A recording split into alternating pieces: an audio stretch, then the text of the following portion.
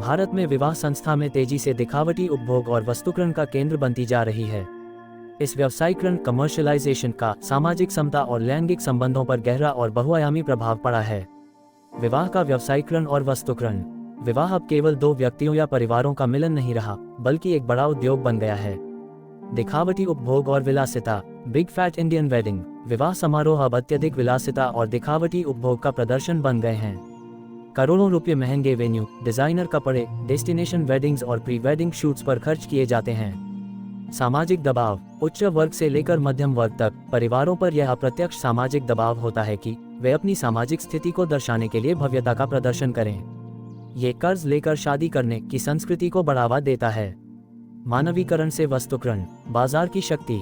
वैवाहिक बाजार matrimonial market में अब उत्पाद और सेवा जैसी भाषा का प्रयोग होता है। दूल्हा दुल्हन की प्रोफाइल को बाजार की वस्तुओं की तरह पेश किया जाता है, जहां शिक्षा, आय, रंग और लुक को विनिमय मूल्य एक्सचेंज वैल्यू के रूप में देखा जाता है। दहेज का नया स्वरूप। दहेज, जो पहले छिपा हुआ था, अब उपहार, संपत्ति, विदेशी यात्राओं और महंगी कारों के रूप में प्रकट होता है। यह एक तरह से दूल्हे की आर्थिक और सामाजिक कीमत को चुकाना बन गया है। सामाजिक समता पर प्रभाव। Impact on social equality. विवाह के व्यवसायीकरण ने सामाजिक असमानताओं को और अधिक गहरा किया है। वर्ग और आर्थिक विभाजन में वृद्धि। गरीबों पर बोझ। दिखावटी खर्चों के कारण विवाह संस्था का उपभोग करना गरीब और निम्न मध्यम वर्ग के लिए अत्यंत कठिन हो गया है। इससे वे सामाजिक रूप से अछूत महसूस करते हैं या उन्हें अपनी बेटियों की शादी के लिए कर्ज लेना पड़ता है, जिससे गरीबी का चक्र चलता रहता है। सामाजिक पूंजी का प्रदर्शन। विवाह अब संपत्ति और धन को प्रदर्शित करने का माध्यम बन गया है, जो सामाजिक समता के सिद्धांतों के विपरीत आर्थिक विषमता को वैधता प्रदान करता है। जातिगत और क्षेत्रीय पूर्वाग्रहों को मजबूती। संकीर्णता का बाजार। मैट्रिमोनियल साइट्स पर गोत्र, जाति, आय और शैक्षणिक पृष्ठभूमि के आधार पर अत्यधिक विशिष्ट फिल्टर का उपयोग किया जाता है।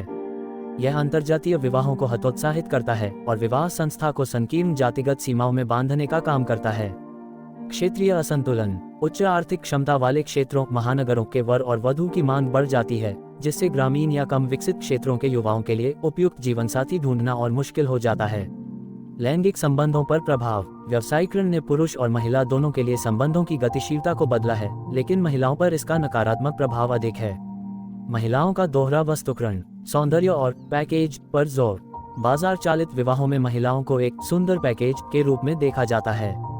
विवाह से पहले उन पर शारीरिक सौंदर्य मानकों, स्किन कलर, फिगर, लुक के अनुरूप होने का अत्यधिक दबाव होता है। दहेज या उपभोग का माध्यम। विवाह के बाद उन्हें पुरुष के परिवार की आर्थिक मांगों को पूरा करने का माध्यम, दहेज का नया स्वरूप और सामाजिक दिखावे, महंगी ज्वेलरी, कपड़े का प्रदर्शन करने का उपकरण बना दिया जाता है। पुरुषों पर आर्थिक बोझ और तनाव। प्रदाता का दबाव। व्यवसायीकरण ने पुरुषों पर प्रदाता, द प्रोवाइडर होने का पारंपरिक दबाव कई गुना बढ़ा दिया है। दूल्हे के परिवार से महंगे उपहारों की अपेक्षा और शादी के भव्य खर्चों का दबाव पुरुषों में आर्थिक तनाव और असुरक्षा पैदा करता है। मानसिक स्वास्थ्य पर असर। ये दबाव कई बार पुरुषों को अनैतिक साधनों से धन कमाने या अपने साथी को वस्तु समझने के लिए प्रेरित करता है, जिससे स्वस्थ लैंगिक संबंध बाधित होते हैं। महिला स्वायत्तता का भ्रम। भले ही महिलाएं आज अधिक आर्थिक रूप से स्वतंत्र हैं और अपने साथी को चुनने में कुछ हद तक स्वायत्तता रखती हैं, लेकिन ये स्वायत्तता अक्सर विवाह की बाजार व्यवस्था के भीतर ही सीमित होती है। उन्हें अंततः उसी आर्थिक और सौंदर्यवादी ढांचे के भीतर फिट होना पड़ता है जो बाजार ने निर्धारित किया है, जिससे उनकी वास्तविक स्वतंत्रता सीमित हो जाती है। निष्कर्ष।